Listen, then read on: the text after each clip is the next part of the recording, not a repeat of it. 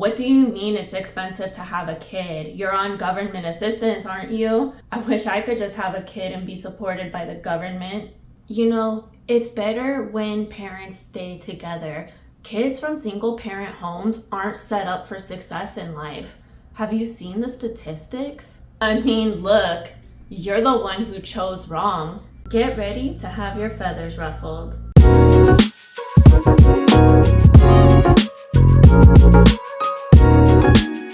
Today, I'm talking about the unfair blame and prejudices that a lot of single parents are subjected to by family, friends, acquaintances, society, and the absent parent. Because I am a mom, a lot of what I mention and relate to personally will involve being a single mom. But I will cover misconceptions and unfair judgments that a lot of single dads face as well. And listen, I cannot get into all of the finer details and add nuance to account for every different situation and scenario that might occur in someone's life. Otherwise, this video would be like 2 hours long, and I don't even want to hear myself talk for that long, okay? One of the most common stereotypes, specifically about single moms, is that they are using and abusing public assistance programs. Looking at this pie chart here from 2022, showing results from a survey done by the U.S. Department of Commerce, Bureau of the Census, 53% of children receiving SNAP benefits lived in single-parent homes, with the overwhelming majority being single mothers at 49%.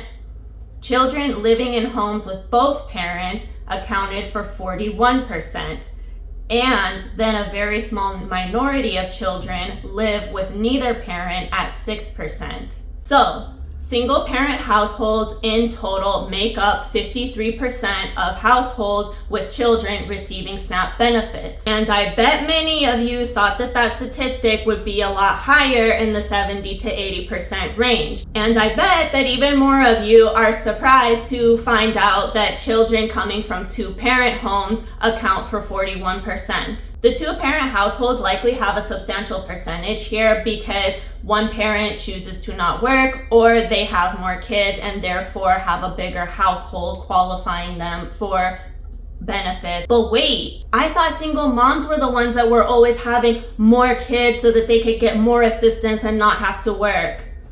And no, I am not saying that that is what two-parent households are purposefully doing, nor am I shaming anyone for using public assistance if they in fact really need it. I am saying that these stereotypes are an oversimplification. Now, some people may bring up another common form of public assistance, which is temporary assistance for needy families, otherwise known as TANF, and single parents, especially single moms, do dominate when it comes to TANF. Single parent households are the typical recipients of TANF cash assistance at 82%. According to this report from 2023, Characteristics and Financial Circumstances of TANF Recipients by the U.S. Department of Health and Human Services. Although eligibility for TANF does vary from state to state, generally families need to have little to no income and very limited resources in order to qualify for TANF.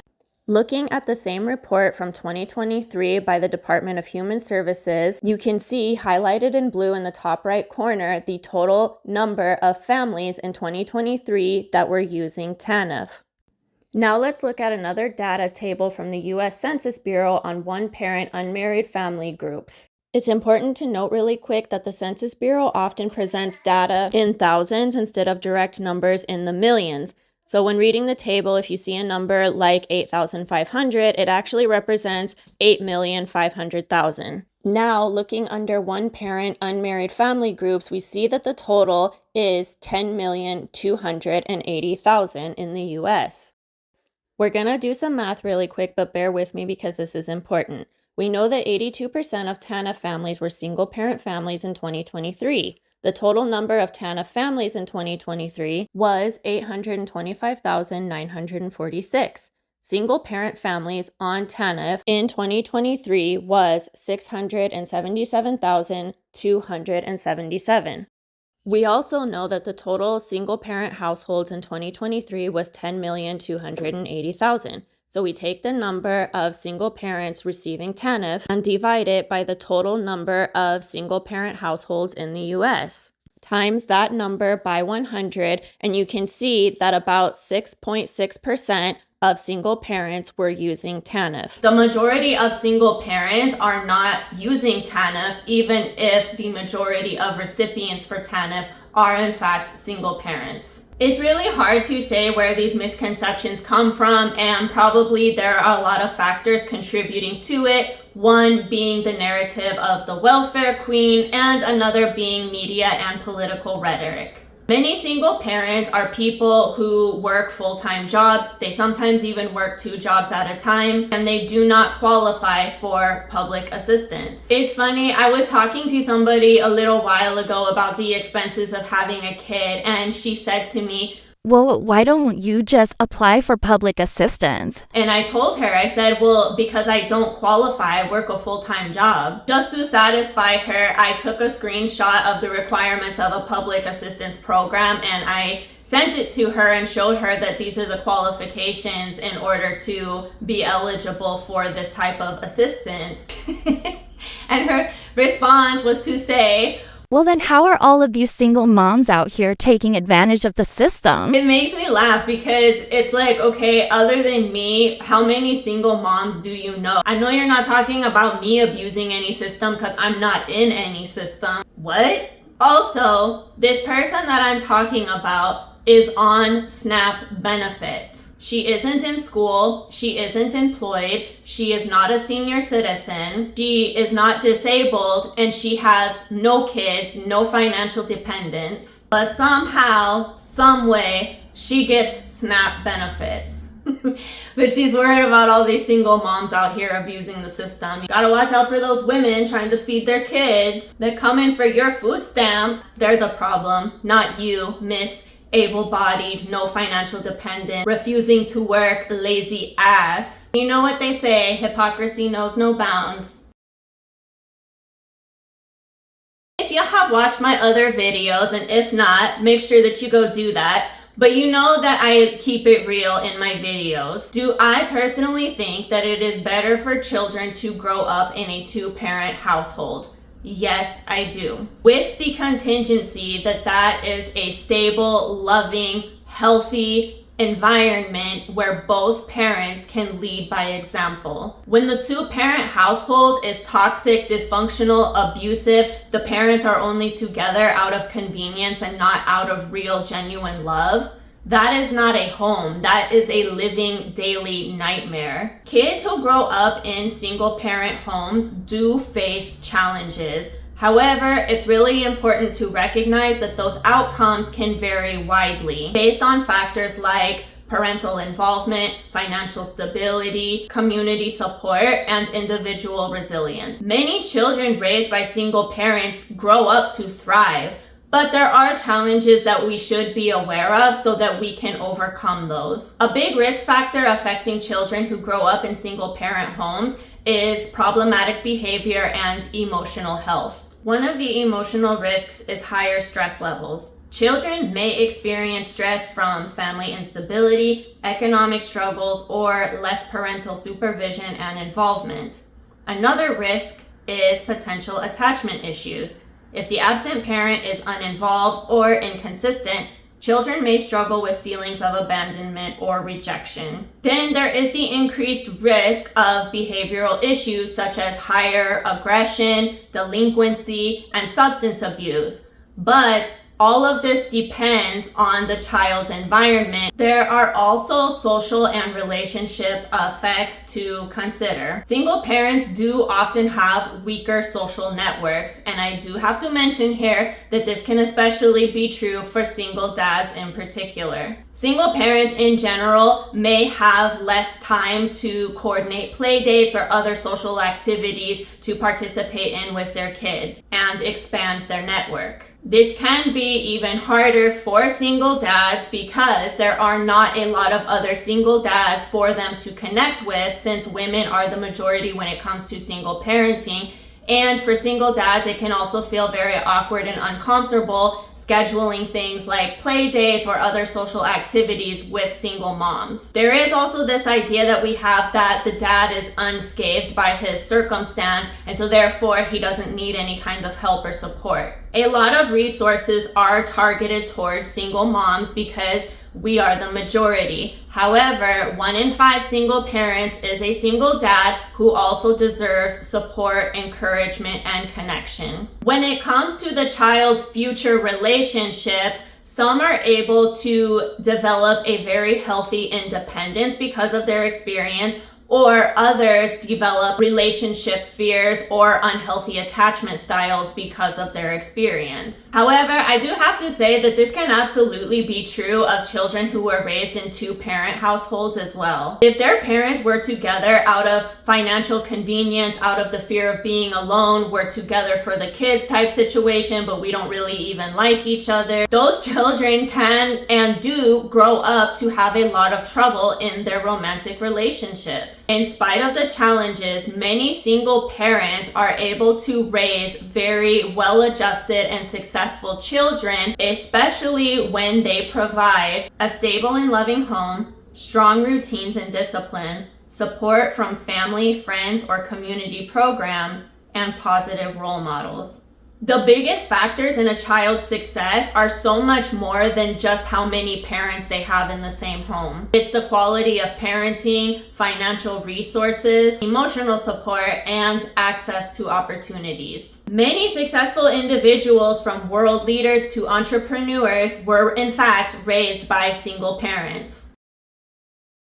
So circumstances do matter, but they do not define the outcome.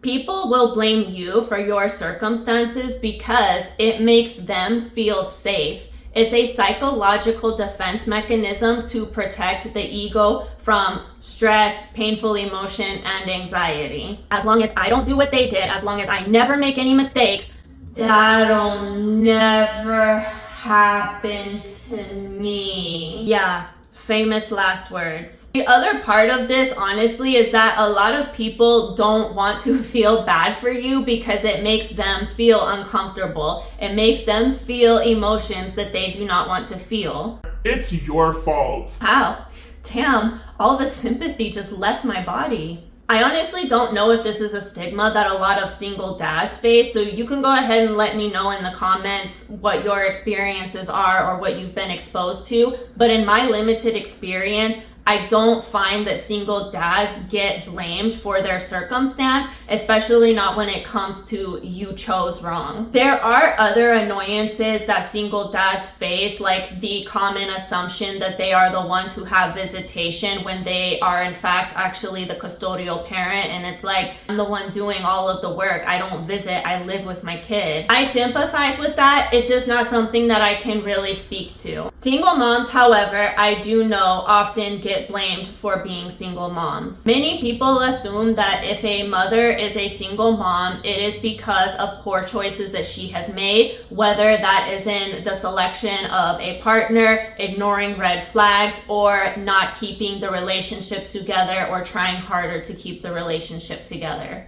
This mindset really oversimplifies relationships and ignores the fact that many people don't reveal their true character until much later on. People can be and are very manipulative and deceptive. This mindset and assumption also ignores unforeseen circumstances that can happen. Death, abandonment, addiction, even drastic personality changes that can occur over time. People have a tendency to judge outcome and not process.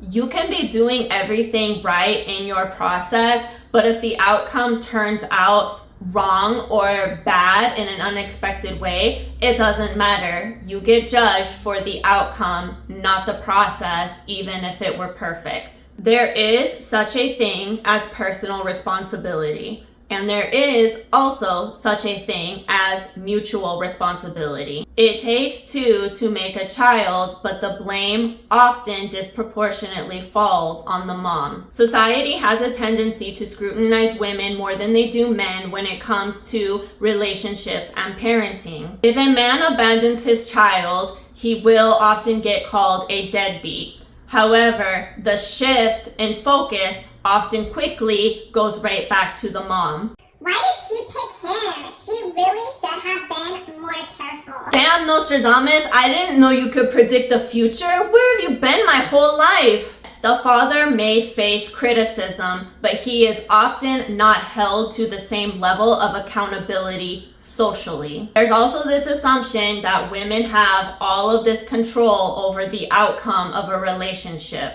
People change over time. Some men are great partners, but they are not great fathers.